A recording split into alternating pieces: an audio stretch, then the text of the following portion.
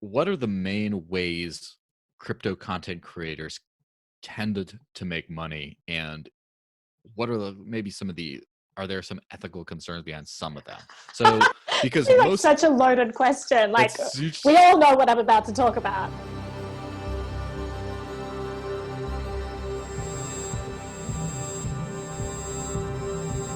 easy times. However, I do think that the people that stay first off, the survivors always turn out, stronger, etc. Sure, Um, sure, blah, blah, blah. all Whatever that kind doesn't of kill you makes you stronger, yeah, la, all that la, stuff. la. But here's the thing: I noticed that the people who become cr- like crazy popular and successful during the good times were kind of hanging around during the bad times. They were like still there, and there's like I don't pay attention. I mean, I'm paying a lot more attention now, but I didn't used to pay attention to too many crypto YouTubers and content creators and such. And I've seen waves of them come and go. It's sort of like Mhm. broods of mosquitoes during the summer. They die off, and then they cut. Then there's another one next, another crop next time. It's I like love how much respect you seem to have for these people, the way you thought. But tell for us how us. you really feel, Joelle. Like, they're Yes, like but hordes of mosquitoes. like they come and go and come and go, and it's like I think that the people that are making it work during the hard times are going to make it work fantastically well during the good times, and just some other people will manage to join in too. So with that being said, um, first off, what are the main ways crypto content creators tended to make money, and what are maybe some of the are there some ethical concerns behind some of them? So because It's like most such a loaded question. Like, it's we all know what I'm about to talk about. well, I'm just saying, I'm just leaving it open so you can talk to whatever level of your comfort. But basically, the average consumer, unless they're of content, just watches the content, and then sometimes they wonder how do they make money off this? How they clearly do this a lot. They clearly make it something. How do they make money off of it? So anyway, fire away. Fire away, shots were fired. Yeah, all right. So let's talk about that. Maybe So one there's of the the YouTube reasons ads there's until you get the okay, demonetized. there's YouTube ads which are great. They basically mean that, like, if Google likes your videos, then they'll put you at the front of other people's videos, and they'll put they'll put ads in front of your videos, and then you could get paid every time someone clicks on these ads. So so there are levels of this, and I have to admit I'm not a fan of a lot of this stuff. Of So, course. and I don't want to hate on some of the people who do this, because I think there's some good people out there who delve into this without maybe taking a good hard think about what they're doing. Like, I mean, there was a time in my YouTube journey where I had to make a decision. And it was, do I want to make a ton of money? Because I'm literally getting dozens of emails a day with people throwing money at me, asking me to, just look at their product, not even endorse it, but just look at it. And you've got to think, like, Naomi, why are you complaining about, like, you must be rolling in it because of all these people who've been emailing you. And I have to say, like, over the course of my entire YouTubing journey, I have been very, very careful with what I allow onto my show. Very careful. I've had sponsors of the show before, like a handful of them, and usually they're other YouTubers or they're other businesses. Most people will write to me and ask for, like, we'll give you referral codes, we'll do all of this. I think that when you're in a space like the crypto space, and I realized this very early on, especially because the mainstream media was just targeting it with all this misinformation. I didn't start my show because I wanted to make a ton of money. There are other industries I could go into if that was my Yeah, aim. you did it I for a think purpose. Yeah, I think crypto is the future. It's incredibly important, and I want to do whatever I can to fight in a cause the best way that I can, to make sure that this thing has the best chance. I'll do what I could contribute in whatever way I can to all of this.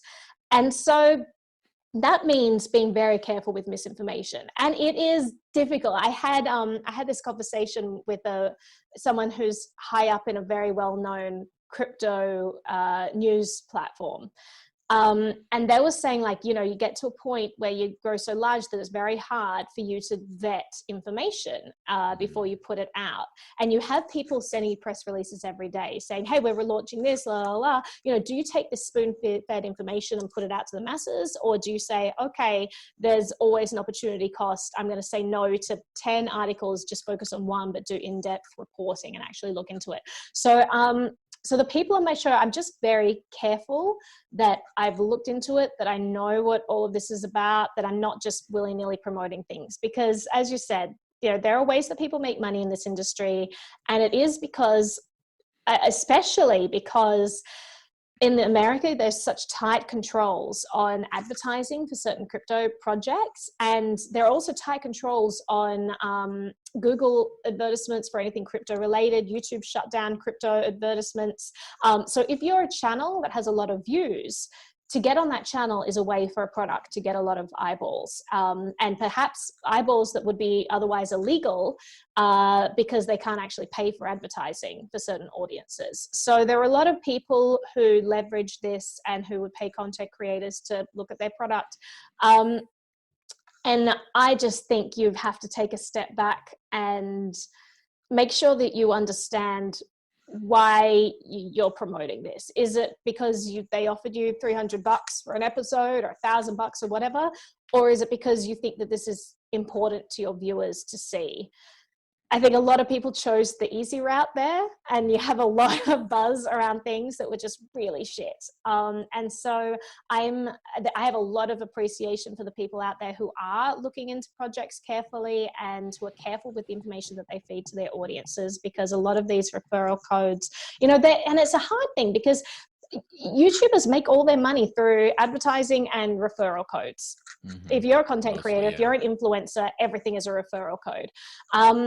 And I just think it's difficult, especially when you're in the crypto industry and it's so new and people don't really understand what they're getting involved with. You have to be really discerning about what, you know, codes you give out for what trading platforms and whatever is out there. Just be really careful with that stuff, because, you know, you got to make sure that you're like, people respect content creators sometimes. I don't know why. We're just putting out videos. But they look to them because it's their source of information. And so if you can be a trusted brand, I think that's so much more important long-term than being someone who made a bunch of money in 2017. Yeah, that kind of echoes what our buddy Omar Baum said about how he has not done any sponsorships or anything the history of his channel, and he just pretty much only ad revenue, super chats, and Patreon subscriptions and things like that. Yeah. But like pretty much he just sits down and talks about what he does, and then people support him or they don't. I think that's awesome. It's a very, I mean, that's a very, like, I wouldn't say possibly hard line, right? It's a pretty hard line of just like of purism. I'm just going to sit there, I'm going to do this. And of course, there's the other end of the spectrum where a certain unnamed creator, when I was trying to get him to talk about Dash, he's like, yeah, pay me 10 grand. I'll do a review or interview. I'm like, some people will recognize that from the reference, but I'm not putting that out there. I think that we can find a mid ground. You know, I really appreciate the hardline stance. At the same time, I'm quite happy to do partnerships with companies that I think are great. There are some fantastic companies out there that I have a lot of respect for. If they want to give me money and put their name on my show, I am more than happy to have them associated with my brand. I think it's the people who are not discerning about who is associated with their brand that are a worry. Like, there are some awesome companies out there that I know for a fact, like behind the scenes, they're doing a huge amount of work to fight for the freedoms of the crypto industry. I think those companies should be supported. I mean, most of the time I'm just out there shilling those companies and have no partnerships with them, whatever. I don't gain anything apart from the fact that I'm helping support people that I think are good players, because there are a lot of really bad players in this space. I don't want to give them business. I don't want to encourage to give them business. And if I can, I'm going to support their competitors who are doing a good job. You know, and I think obviously there could be mutually beneficial relationships there. I think it's really like, it works best when there is a symbiotic relationship, but those are hard to come by. And sometimes you may just choose a different route. Like someone like Tom Woods monetizes his channel. He has products that are completely unrelated, but aimed at a similar demographic. So Harry's razors or away bags, you know, that sort of Hmm. sponsorship is another great area that people don't look into. And I think that gives people more credibility. If you're a crypto show and you're like, oh, by the way, I want to talk about this awesome wallet that I'm using at the moment, and they're also a sponsor, is less credible than if you're saying, hey, here's a word to my sponsor, Harry's razors. You Yeah, know, Dollar I Shave just Club, everybody. yeah, I just think that it's they're very different things. So like content creators have to be smart about this. You can't expect good people to be incentivized to put in hard research and put out good information if it's not sustainable. At the end of the day, people do burn out. So you've got to find a way to make it work. And if Omar can make it work, I think that's awesome. Yeah, and so there might be a difference in the way of who makes the first move. Like for example, if everyone's saying, "Hey, you should shill our product," hey, you should, and then you say, which ones do I want to shill?" As opposed to you're going out there talking about stuff, and then you're just saying, "Hey, I already talked to you." Like, let's shout out another good one, Edgewad. Hey, Edge guys, I already talked. Well, I've already been talking good stuff about you guys for years because I actually use your thing and I like it.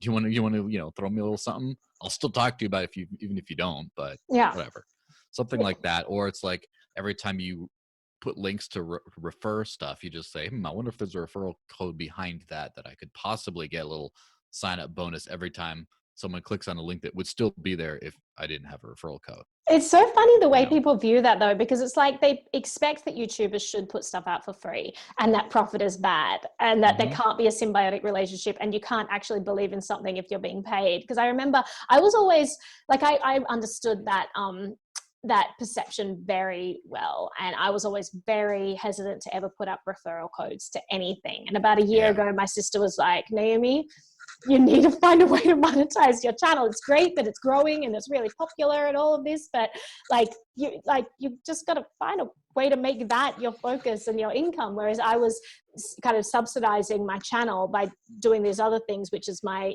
what I've professionally trained in. And then that's Hmm. enabled me to really focus a big amount of time on something I thought was important. But I remember like, I first released a video that kind of blew up. It went viral, but I centered it around a product that I bought. Like Edward Snowden made this tweet where he's like, don't use Wi-Fi in your home. And I was like, why, And so I kind of Hmm. researched that. I bought this little dongle thing that adapter that allowed me to plug Ethernet directly into my phone. And I did a video about it. And I was like, hey guys, I'm going to be talking about this thing here. And it's based on what Snowden said. And basically there are these maps, public maps of every Wi-Fi access point. Just be aware of this. This could be a way that people can track you. La la la la. It's not just on these maps. All this information Yeah. is being collected. These are just the ones that are putting it out there. Just be aware that when you're using, your phone as a hotspot, all of that information is being recorded by Google, by Apple. It's in a database. It's accessible by employees. I just kind of talked about this. And it was like my foray into referral links. And it's incredible because my perception of how people see referral links was spot on. I immediately got all of this hate from people who were like, this Chill. entire video is just about making money. I can tell you that from all of the sales of people who clicked on this little dongle, I think I made like $20. It's not a huge amount Respectable. that you make. So And yet that's the price of Naomi Brockwell's soul, everyone. yeah, 20 20 bucks. bucks apparently. And it made me so sad because I was like, would I have been better off just not doing that and just doing a video? But then at the same time, I'm like, who are these people who are judging me for putting something out there and earning something? Like if I think this is a valuable product and I'm sharing it with people, who are the people who are judging me for benefiting off that and helping me make a sustainable living? Like I think it's crazy how much people vilify making profits, even when they're as meager as like 0.00 cents per purchase. So I think people Yeah. need to have a good reevaluation of how they perceive that stuff as well. There might be an active role in the content creator communicating more directly with the audience about that kind of stuff. Right. Because it seems like it's one of those things where just like it's sales, one of the reasons why people are so terrible at sales is they get awkward about it and then they try to like either they don't do the actual sale or they like do it in a weird sleazy way and they don't Yeah. just like talk to you directly. And so for example, let's say you're talking about like, hey, use the Brave browser. I mean, recommend Brave, right? I do. I use it. It's great. Yeah, But use like, it. but In say, fact, we couldn't get this video stream to work earlier because yeah, of well, sorry. The predilection yeah, towards again, Brave. another great thing about not having to shill for something is you get to talk smack about things when they don't work. Absolutely. But so, like, say I'm saying, hey, why don't you use Brave? And instead of just saying, oh, Brave and the blah, blah, blah, and this can copy kind of weird thing and click the link in the description to do that. Like, no, just say, I use Brave. It's great. You should probably too. If you want to throw me a couple bucks, do it through the referral link. Otherwise, just look it up yourself. Mm-hmm. And just by saying, like, literally, the link just throws me some bucks. Yeah. Like, then it's like, oh, you're trying to make, that's what I said.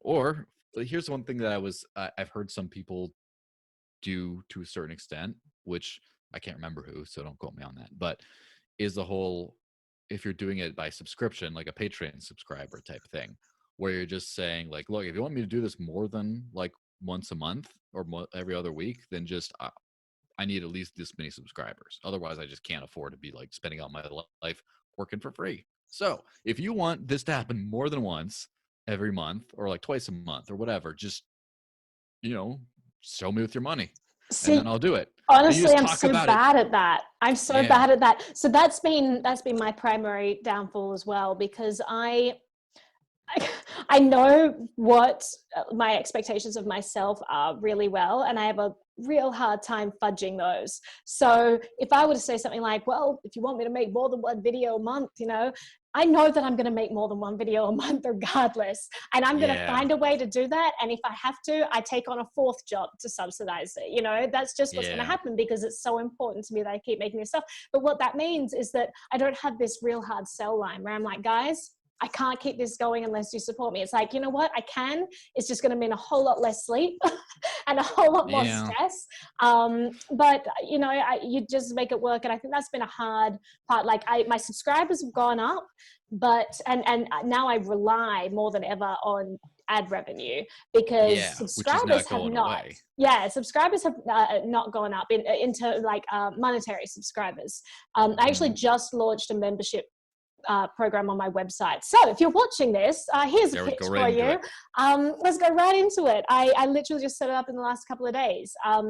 People can go to naomibrockwell.com/memberships, I think. It's on there. It's like one of the tabs. But Does it have basically, crypto stuff as well? yeah. So I have Float is a Bitcoin Yeah. Patreon alternative. I'm kind of on there. Yeah. Yeah. I have Cointree, which you can pay a donation like a year in advance. Basically, $12 will get you a year's access to everything on my site, which includes a whole bunch of exclusive videos. I'm recording 2 songs at the moment, so I just did like a behind-the-scenes sneak preview I put out last night. But I've just realized, like, the whole point of this is that I realized it's not just, what do I need to sustain my show? It's what do viewers need in order to incentivize them to want to support someone. If they know that she's just going to put out content anyway, what incentive is there? And I realized I just needed to provide so much more value for people who believed in my channel. I kind of had this very reflective moment the other day. It was snowing outside. I was very, I was feeling calmed by the snow. I was very reflective. I'm sitting there journaling, looking out the window as the snow's falling. And I started going through all of the subscribers that I've ever had on Patreon, and people who supported me. And honestly, I just had this moment, like I was overwhelmed. I just looked through this list, and some of the support, that people had given me, and they come and go. So people will support you for a few months, they leave. Some people had stayed around for years. And I hadn't even realized, I hadn't taken the time to go through and look. And I had just this moment of just extreme gratitude where I'm looking at this list going, wow, they really like this content in order to support this for so long, and to give up so much of their effort and support and encouragement to help me. And so that kind of steamrolled me. I'm like, all right, I need to do a lot more. It's not just a matter of saying, okay, well, they wouldn't give me money if they didn't like my content, I'll just keep making content, everything continues as usual. I just wanted to be like, well, no, I want to show how supremely grateful I am for them. And